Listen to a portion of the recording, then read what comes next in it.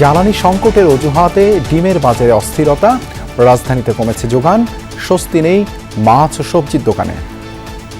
যে দোকানে যায় ওই দোকানে ওজন বেশি, সবাইকে ভাই মার্কেটের দাম বেশি, আনতে পারি না, মাল পাই না, ক্যারিং খরচ বেশি। মাছের বাজার যেরকম বাড়তেছে, মনে হয় আগামীতে আমরা দেশি মাছ কিনে খেতে পারবো না। গাড়ি আসে না আরো, এই কারণে দাম বাইরে গেছে।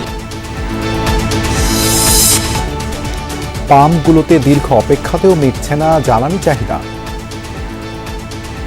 পরিমাণ মতো অন্য পাম্পে তেল পাইতেছে না, যে পাম্পে যায় এই পাম্পে শুধু বন্ধ। কিছু কিছু সিন্ডিকেটের কারণে আমরা কিন্তু এই ভোগান্তিগুলো পোহাচ্ছি। বৃহস্পতিবার বেলা 12টা আর আজকে শুক্রবার কেবলমাত্র ঢুকতে পারছি।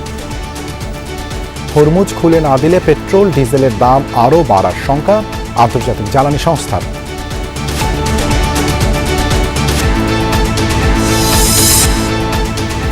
জুন মাসে তেল মজুতে তৎপর সরকার, 2 মাসের সক্ষমতা রয়েছে জানালেন প্রতিমন্ত্রী।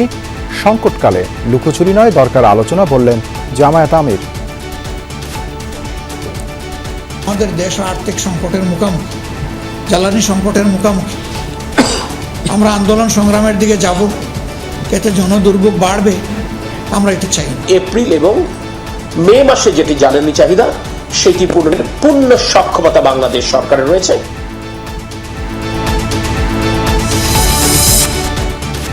হাম ও উপসর্গ নিয়ে বাড়ছে মৃত্যু মিছিল। টিকা না পাওয়া আক্রান্তদের সংস্পর্শে আসা ও সচেতনতার অভাবকেই দুষছেন চিকিৎসকরা।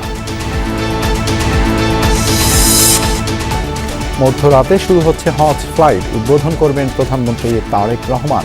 এবার পবিত্র হজে যাচ্ছেন 78,500 মুসল্লি।